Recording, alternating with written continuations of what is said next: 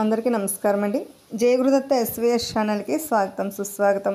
చందమామ కథలు వినాలనుకుంటే ఫస్ట్ మా ఛానల్ని సబ్స్క్రైబ్ చేసుకోండి. నా పేరు విజయశ్రీ. ఈరోజు చందమామ కథల్లో నత్కీరుడు చమత్కారం అనే చక్కని చందమామ కథ నుండి విందాం. చింతాపురంలో నత్కీరుడు అనే మహాపండితుడు ఉండేవాడు. ఆయన ఎంతటి క్లిష్టమైన విషయమైనా అరటిపండు వరిచినట్లు చెప్పగలడని పేరు. చమత్కారంగా మాట్లాడడంలో ఆయనకున్న ప్రజ్ఞ గురించి గ్రామస్తులు కథలుగా చెప్పుకుంటారు. సకల శాస్త్ర పారంగతుడైన వినయంలోనూ తనకు తనే సాటి అయిన నత్కీరుడంటే గ్రామస్తులందరికీ ఎంతో గౌరవం. ఇలా ఉండగా ఆ ఊరుకు కొత్తగా కార్తీకాముకుడనే భాగ్యవంతుడు వచ్చాడు. తనకు రాని విద్య లేదని ఆయనకు మిడిసిపాటు. ఆయన గురించిన పొగడ్తలు వినడం ఆయనకు ఎంతో ఇష్టం. అందుకోసం ఆయన డబ్బు ఖర్చు చేయడానికి కూడా వెనకాడడు. పట్టణంలో తననెవరూ పట్టించుకోవడం లేదని ఆయన తన నివాసం పల్లెటూరుకి మార్చాడు. అక్కడే లంకంత ఇల్లు, 100 ఎకరాల మాగాని కొన్నాడు. కీర్తికాముకుడి గురించి తెలుసుకున్న కొందరు స్వార్థపరులు ఆయన చుట్టూ చేరారు.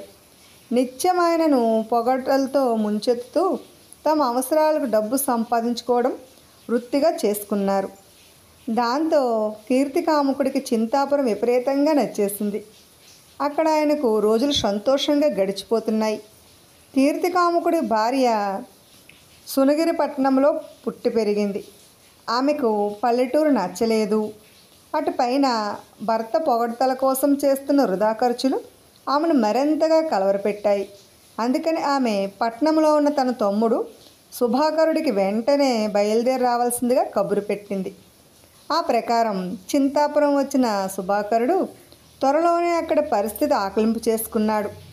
వయసులో తనకంటే పెద్దవాడైన బావగారిని మందలించడం బాగుండదని ఆయనకు నచ్చచెప్పి ఉపాయం కోసం ఎంతగానో ఆలోచించాడు. చివరకు ఆయనను పొగడతలతోనే గెలవాలనుకుని ఒక రోజున ఆయనతో, బావా, ఏ దేశానికైనా గ్రామస్తులే పట్టుగొమ్మలు. గ్రామంలో స్థిరపడాలని నిర్ణయాన్ని నేను మెచ్చుకోకుండా ఉండలేకపోతున్నాను. అయితే వ్యవసాయంలో కంటే వ్యాపారంలో అగ్రగణ్యుడివి కాబట్టి నువ్వు పట్టణానికి తిరిగి వెళ్ళి వ్యాపారం కొనసాగించి మన కుటుంబానికి మంచి లాభాలను ఆర్జించి పెట్టవలసిందిగా నేను వేడుకుంటున్నాను. నీ ఆశయ సాధన కోసం నేను చింతాపురంలో స్థిరపడి వ్యవసాయం చేస్తుంటాను అన్నాడు. దీనికి కీర్తికాముకుడు ఏమాత్రం అంగీకరించలేదు. ఆయన సుభాకరుడితో, ఇక్కడ నాకు అపారమైన గౌరవం లభిస్తున్నది. డబ్బు ఎంత సంపాదించినా పట్టణంలో ఇలాంటి గౌరవం మాత్రం దొరకదు. నాకు ఇక్కడే బాగుందని ఖచ్చితంగా చెప్పేశాడు. ఈ సమాధానం సుభాకరుడు ఊహించలేనిదేమీ కాదు. ఆ కారణంగా అతడు ఏమాత్రమూ తొనకక, బావా, గ్రామాల్లో ప్రజలు డబ్బుకు ప్రాముఖ్యాన్ని ఇవ్వరు. వారు ప్రతిభకు మాత్రమే పట్టం కడతారు. డబ్బు పుచ్చుకోకుండానే ప్రతిభావంతులైన కవులను, పండితులను, ఇతర కళాకారులను వారు అభిమానించి గౌరవిస్తారు. అలాంటి గౌరవం నత్కీర్తుడికి ఈ ఊళ్ళో లభిస్తున్నది. ఇక్కడ నిన్ను పొగిడేవారందరూ డబ్బు కోసమే పొగుడుతున్నారు అంటూ చురక్ కూడా వేశాడు. ఈ మాటలు కీర్తికాముకుల్లో పౌరుషాన్ని లేపాయి. అంతవరకు నత్కీర్తుడంటే ఆయన గౌరవం ఉంది. గ్రామస్తుల గౌరవం విషయంలో నత్కీర్తుడు తనకు పోటీదారని తెలియగానే డబ్బుతో ఎక్కడైనా ఏమైనా చేయవచ్చు. ఆ నత్కీర్తుడి చేతనే నా వంటి వాడు లేడనిపించుకుంటాను చూడు అంటూ ఆయన సుభాకరుడి వద్ద ప్రతిజ్ఞ చేశాడు. తర్వాత ఆయన, నేను మిమ్మల్ని డబ్బుతో సన్మానించాలనుకుంటున్నాను అని నత్కీర్తుడికి కబురు పంపాడు. సన్మానం దేనికి అని నత్కీర్తుడు బదులు ప్రశ్న పంపాడు. ఇలా జరుగుతుందని ఊహించని కీర్తికాముకుడు, సన్మానాన్ని ఇస్తానంటే దేనికని అడిగే ఈ నత్కీర్తుడు అహంకారి అయి ఉండాలి, లేదా పరమ మూర్ఖుడైనా కావాలి. ఇలాంటి వాడని తెలియక ఈ గ్రామస్తులు ఆయనను గౌరవించి తమను తాము తక్కువ చేసుకుంటున్నారు. ఈ విషయం బయటపెట్టి ఇక్కడ నా కీర్తి ప్రతిష్టలు మరింతగా పెంచుకుంటాను అని తిరస్కారంగా సుభాకరుడితో అన్నాడు. బావా, అహంకారం మూర్ఖత్వం నీవి. నువ్వు ఆయనను స్వయంగా కలుసుకో. ఆయనను సన్మానించడానికి నీకున్న అర్హతలు నిరూపించుకో అంటూ సుభాకరుడు ఆయనను మందలించాడు. ఈ విధంగా కీర్తికాముడు నర్కేతుడి ఇంటికి వెళ్ళాడు. ఇంటికి వచ్చిన ఆయనను నర్కేతుడు ఎంతో అభిమానంగా ఆదరించి మర్యాదలు జరిపి వచ్చిన పని అడిగాడు. ప్రతిభకు పట్టం కట్టడానికి ప్రతిభే ఉండాలనే ఏదీ లేదు కదా. ప్రతిభావంతులను గౌరవించే సహృదయం నాకున్నది. మీకు సన్మానం చేయాలని నా కోరిక, మీరు కాదనకూడదు అంటూ వచ్చి తన పని అంతా చెప్పాడు కీర్తికాముకుడు. ఈ విషయం మెచ్చుకోదగదే. అయితే నాకున్న కాస్త ప్రతిభా పాండిత్యంలో ఏమాత్రమే ఉన్నది. నన్ను సన్మానించేవారు పండితులైతేనే నాకు సంతోషం. నా పాండిత్యంలో మీకు నచ్చిన అంశాలు చెప్పండి అన్నాడు నర్కేతుడు ఎంతో వినయంగా. కీర్తికాముకుడు ఈ మాటలకు మనసులో నొచ్చుకున్నా బయటపడకుండా దాచుకుని, ఆర్య, కారణం గురించి మీకు మరీ అంత పట్టింపు ఉంటే తమరు నా గురించి నలుగురికి గొప్పగా చెప్పండి. కవులు పండితులు తమకు సన్మానం చేసిన వాడిని పొగిడే సాంప్రదాయం పూర్వం నుంచి వస్తున్నదే కదా అన్నాడు. సన్మానం కోసం కాకపోయినా నేను మిమ్మల్ని పొగడగలను. ఏ ఆశయం చెప్పి మిమ్మల్ని పొగడేది? ఏ అంశము లేదనుకున్నాను. కనీసం నా పొగడతల వల్ల ఏమైనా ప్రయోజనం ఉండాలి కదా అని అడిగాడు నర్కేతుడు. పొగడతకి ఎంతగా ఆలోచించాలా? పట్టణంలో వ్యాపారంలో ఎంతగానో రాణిస్తున్న నేను నా సంపాదనను త్యాగం చేసి పల్లెటూరు వచ్చాను. అదే నా గొప్పతనం అన్నాడు కీర్తికాముడు. పొగడతల కోసమే ఇక్కడ ఉండాలనుకుంటే వారి వల్ల ఈ గ్రామానికి ప్రయోజనం ఉండదని నా అభిప్రాయం. మనిద్దరం ఒకరినొకరు పొగుడుకునే ఆలోచన మంచిది అని మీరు అనుకుంటున్నారా? అది మంచిది కాదు అని నా అభిప్రాయం అన్నాడు నర్కేతుడు. అలా నిష్కర్షగా చెప్పాడు. కీర్తికాముకుడిని పంపేశాడు. కీర్తికాముడికి చాలా కోపం వచ్చింది. అప్పటి నుంచి ఆయన నర్కేతుడి మీద దుష్ప్రచారం చేయడం ప్రారంభించాడు. డబ్బు కాసుపడి కొందరు గ్రామస్తులు నర్కేతుడు అహంకారిక అని సన్మానం చేస్తానన్న కీర్తికాముకుడిని అవమానించి పంపాడని గ్రామంలో అందరికీ చెప్పసాగారు. ఆ మాటలు కొందరు నమ్మారు, కొందరు నమ్మలేదు. నర్కేతుడు మాత్రం ఈ ప్రచారాన్ని బొత్తిగా పట్టించుకోలేదు. అయితే వారం రోజులు గడిచేసరికి నర్కేతుడికి చెరువుకు స్నానానికి పోయినప్పుడు మెట్ల మీద నుండి కాలు జారి పట్టంతో కాలు దెబ్బతిని 10 రోజుల పాటు మంచం మీద ఉండవలసి వచ్చింది. కీర్తికాముడు పరమ సంతోషంతో దీన్ని చక్కని అవకాశంగా తీసుకుని, నేను అన్ని మంచి పనులే చేస్తాను కాబట్టి నాకు దైవానుగ్రహం ఉంది. నా పట్ల తప్పుగా ప్రవర్తించిన వారిని భగవంతుడు శిక్షిస్తుంటాడు. నర్కేతుడి విషయంలో ఇప్పుడు జరిగింది ఇదే అంటూ తన అనుచరుల ద్వారా మళ్ళీ ప్రచారం చేయించాడు. దీనికి నర్కేతుడు నొచ్చుకున్నాడు. ఆయన గ్రామాధికారిని కలుసుకుని, నేను అహంకారనని ప్రచారం జరిగితే పట్టించుకోలేదు. ఎందుకంటే నా గురించి ఎవరిష్టం వచ్చినట్లు వారు అనుకోవచ్చు. కానీ నాకు జరిగిన ప్రమాదం భగవంతుడు నాకు ఇచ్చిన శిక్ష అంటే మాత్రం నేను ఒప్పుకోను. నేను తప్పు చేసింది లేనిది విచారణ చేసి నిర్ణయించాలి. మిమ్మల్ని వేడుకుంటున్నాను అన్నాడు. నర్కేతుడంటే గౌరవం ఉన్న గ్రామాధికారి వెంటనే ఈ విషయమై విచారణ ప్రారంభించాడు. విచారణ గ్రామదేవత ఆలయం ముందు జరుగుతుంది. సాక్ష్యం చెప్పేవాళ్ళు నిజం చెప్తున్నారా లేదా అన్నది గ్రామదేవత తన పూజారి నోట పలికిస్తుందని గ్రామస్తుల నమ్మకం.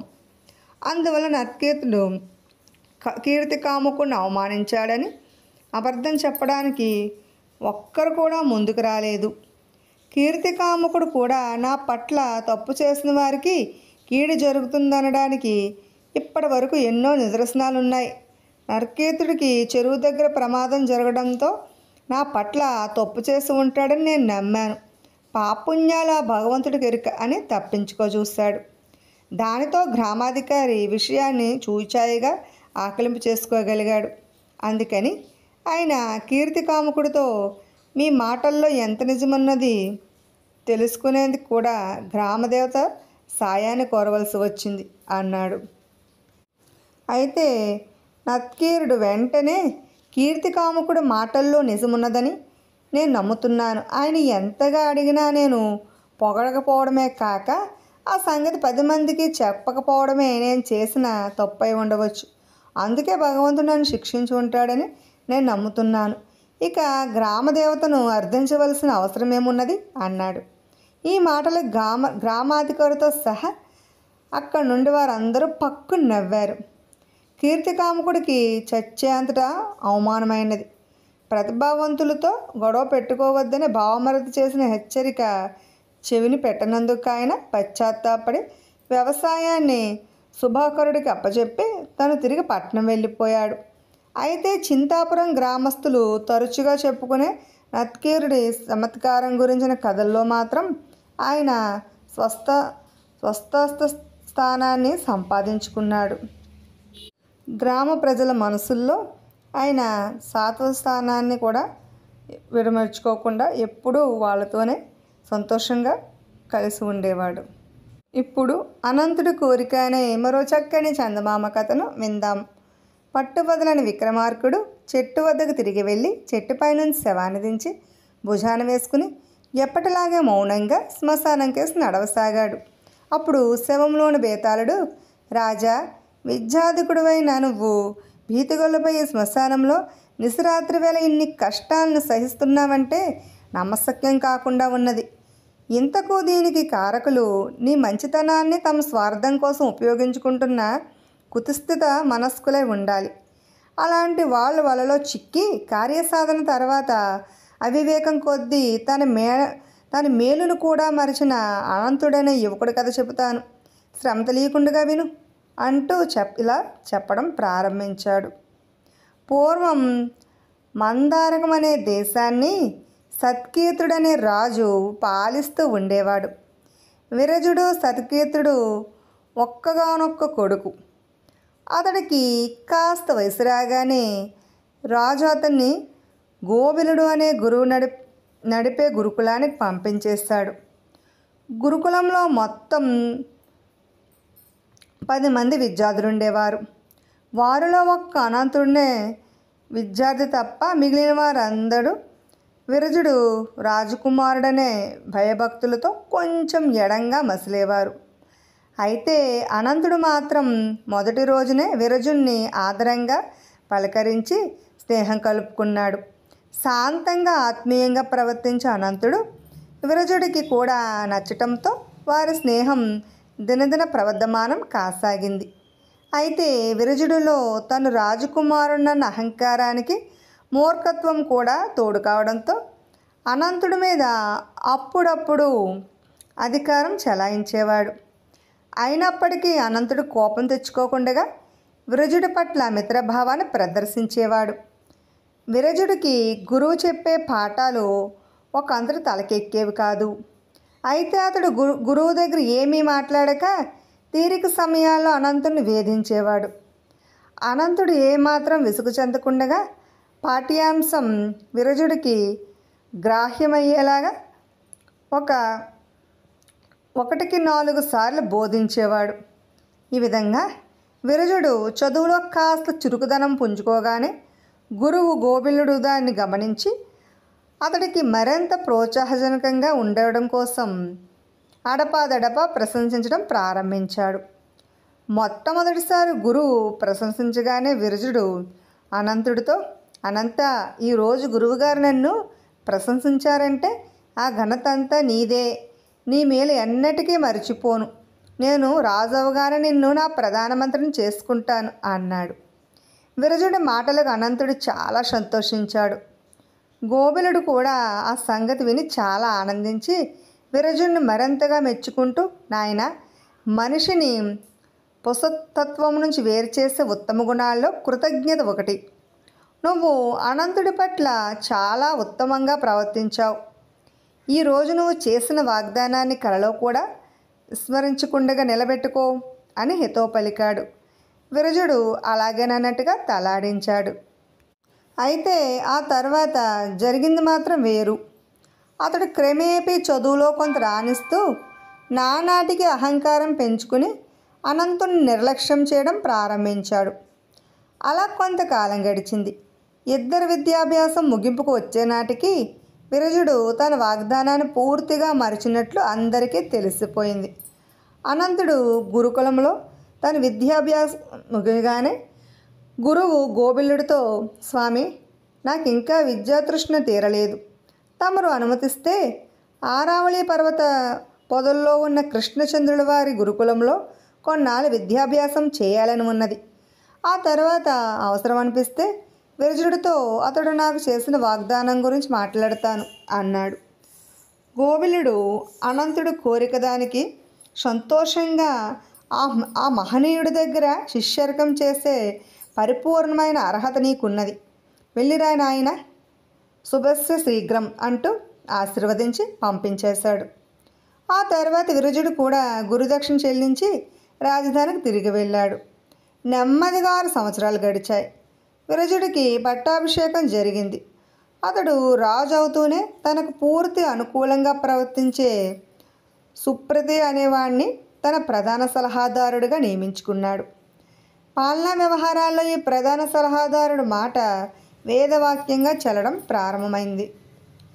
సుప్రతీకుడు రాజు కలిసి వినూత పరిపాలన పేరిట పాలనలో అనేక మార్పులు, సంస్కరణలు ప్రవేశపెట్టారు.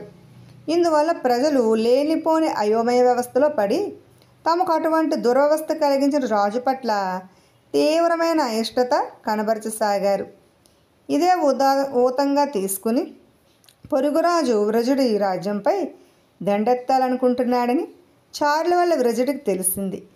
విరజుడు కాస్త కంగారు పడి సుప్రతీకుణ్ణి సంప్రదించాడు.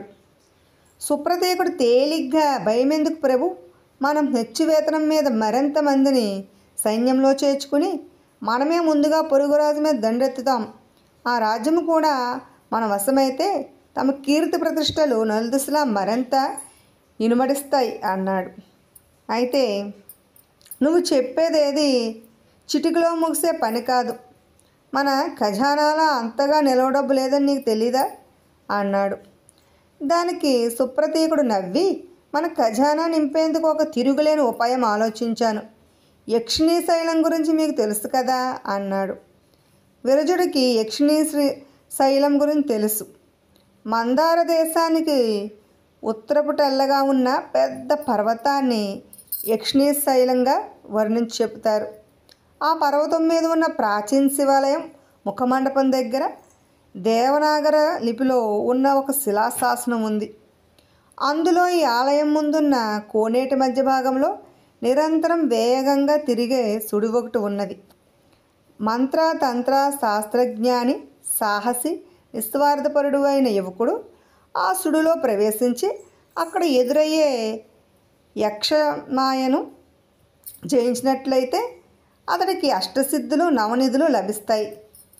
పరాజితుడైతే అక్కడి నుంచే నరక కోపంలోనికి తోయబడతాడు అని ఉన్నది.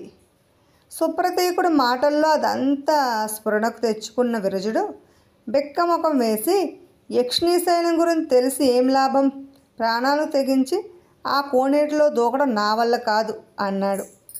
ఈ జవాబుకు సుప్రతీకుడు నవ్వి, అక్కడికి మిమ్మల్ని వెళ్ళమని చెప్పడం లేదు ప్రభు. అనంతుడనే యువకుడు ఒకడు కొత్తగా మన రాజ్యానికి వచ్చాడు. అతడు ఆరావళి పర్వత ప్రాంతాల్లో కృష్ణచంద్రుడనే గురువుత్తముని వద్ద మంత్రశాస్త్రాన్ని కూలంకషంగా అభ్యసించాడట. ఇతర విద్యలు కూడా అతడికి కరతామకలమనేట. అతడు మన వర్తకుల శ్రేష్ఠి ఇంట ఆతిథ్యం పొందాడు. అనంతుడు గొప్ప సాహసి అని, ఎన్నదగ్గ నిస్వార్థపరుడని ప్రజలు చెప్పుకుంటున్నారు. మనం అనంతుణ్ణి పిలిపించి రాజ్యక్షేమం కోసం యక్షిణీ శైలానికి వెళ్ళమని అడుగుదాం. నిధులతో తిరిగి వస్తే అతడు ఎత్తు బంగారాన్ని బహుమానంగా ఇస్తామని చెబుదాం, ఏమంటారు అని అడిగాడు. అనంతుడి పేరు వింటూనే ఉలిక్కిపడిన విరజుడు ఒక్క క్షణం ఆలోచించి సుప్రతీకుడు చెప్పిన దానికి అంగీకరించాడు. మరుక్షణమే అనంతుడికి కబురు వెళ్ళింది. అనంతుడు రాగానే విరజుడు ఎంతో అభిమానంగా కుశల ప్రశ్నలు వేశాడు. తర్వాత అతడు యక్షిణీ శైలాన్ని గురించి చెప్పిన అంత శ్రద్ధగా విన్న అనంతుడు, ప్రభు, మనం ఒకరి గురించి ఒకరికి క్షుణ్ణంగా తెలిసిన వ్యక్తులం. మీ కోరిక ప్రకారం నేను యక్షిణీ శైలానికి తప్పక వెళతాను అన్నాడు. అన్న మాట ప్రకారం అనంతుడు ఒకానొక సుముహూర్తాన యక్షిణీ శైలానికి మంత్రం జపించి కోనేటిలో దిగాడు. అనంతుడితో పాటే వెళ్ళి కోనేటి ఒడ్డునే కూర్చున్న విరజుడికి చాలాసేపు గడిచిన తర్వాత అనంతుడు రెట్టింపు తేజస్తో ప్రకాశిస్తూ కోనేటి నుంచి బయటికి రావడం కనిపించింది. అతడు వెంటనే అనంతుడి దగ్గరకు వెళ్ళి చేయి పట్టుకుంటూ ఆతృతగా, అనంత, నిధి దొరికిందా, ఏది అంటూ ప్రశ్నించాడు. అనంతుడు మందహాసం చేసి, రండి చూపిస్తాను, మీకు ఎలాంటి ప్రమాదం కలగదు అని విరజుడు చెయ్యి పట్టుకుని మళ్ళీ కోనేటిలోకి దిగాడు. దాని అట్టడుగున సూర్యకిరణాల్లా ప్రకాశిస్తున్న నవరత్నాలు గుట్టలు కనిపించాయి. విరజుడు మంత్రముగ్ధుల్లా అయిపోయాడు.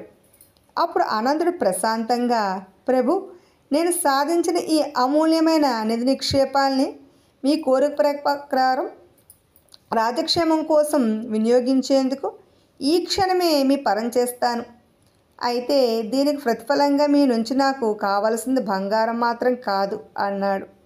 ఆ మాటకు విరజుడు చాలా ఆశ్చర్యపోతూ, మరేం కావాలి అని ప్రశ్నించాడు. మీరు పూర్వం గురుకులంలో చేసిన వాగ్దానం ప్రకారం నన్ను మీ ప్రధానామాత్యుడిగా నియమించుకోండి, అదే నాకు కావలసింది అన్నాడు అనంతుడు గంభీరంగా. విరజుడు ఆ మాట వింటూనే కొద్ది క్షణాలు నోట మాట రానివాడేలా ఉండిపోయి తర్వాత కళ్ళ నీళ్లు పెట్టుకొని వంగి అనంతుడి పాదాలను స్పృశించి, మహానుభావ, నువ్వు సామాన్య మానవుడు కావు. ఈ క్షణం నుంచి నువ్వే నా ప్రధానమంత్రివి. నీ అనుజ్ఞ లేనిదే నేనిక ఊపిరి సైతం పీల్చుకోను అన్నాడు. బేతాళుడి కథ చెప్పి, రాజా, నిధి సంపాదనలో విరజుడి స్వార్థం తేటతెల్లమవుతూనే ఉంది. ఎటొచ్చి ఎంతో విద్యాధికుడు, సాహసి అయిన అనంతుడి ప్రవర్తనే అవివేకంగా కనబడుతున్నది. అతడు నిస్వార్థపరుడైన పక్షంలో నిధుల్ని విరజుడికి అప్పగించి ప్రతిఫలం ఏమీ ఆశించకుండా వెళ్ళిపోవాలి, లేదా సాధించిన నిధిలో కొంత తీసుకోవాలి. అదీ కాక ఇదీ కాక విరజుడు కపటి, అతడు చేసే వాగ్దానాలకు విలువ లేదని ఎరిగి మంత్రి పదవి కోరటం ఏమన్నా విజ్ఞత అనిపించుకుంటుంది. ఈ సందేహాలకు సమాధానం తెలిసి కూడా చెప్పకపోయావో నీ తల పగిలిపోతుంది అన్నాడు. దానికి విక్రమార్కుడు, అనంతుడు మొదటి నుంచి రాజ్యక్షేమాన్ని కోరిన నిస్వార్థపరుడు. అందుకే అతడు భావి మహారాజాని విరజుడికి గురుకులంలో తగిన సహాయం చేశాడు. విరజుడు కపటి, స్వార్థపరుడు కావచ్చు, కానీ అప్పటి పరిస్థితుల్లో ప్రజలు వ్యతిరేకత, ఖజానాలో ధనం లేకపోవడం, పొరుగురాజు దండయాత్ర భయం, పాలనా వ్యవహారాల్లో సుప్రతీకుడు లాంటి అల్పజ్ఞుడి సలహాలు, వీటన్నింటికీ కారణం దేశ రక్షణకు తన లాంటి వాడి అవసరం ఉన్నదన్న గట్టి నమ్మకంతోనే అనంతుడు మంత్రి పదవిని కోరాడు. ఇది అతడి దేశభక్తిని, రాజకీయ పరిజ్ఞానాన్ని చాటి చెబుతుంది. ఇది గొప్ప వివేకం, అవివేకం అంటూ ఇందులో ఏమాత్రం లేదు అన్నాడు. రాజుకి ఈ విధంగా మౌనభంగం కలగగానే బేతాళుడు శవంతో సహా మాయమే తిరిగి చెట్టెక్కేశాడు. విన్నారు కదండి. ఇటువంటి మరెన్నో అద్భుత కథలు వినాలనుకుంటే ఫస్ట్ మా ఛానల్ని సబ్స్క్రైబ్ చేసుకోండి, బెల్ ఐకాన్ క్లిక్ చేయండి. మేము చేసిన వీడియోస్ నోటిఫికేషన్ కోసం బెల్ ఐకాన్ క్లిక్ చేయండి. లైక్ చేయండి, షేర్ చేయండి, కామెంట్ చేయండి.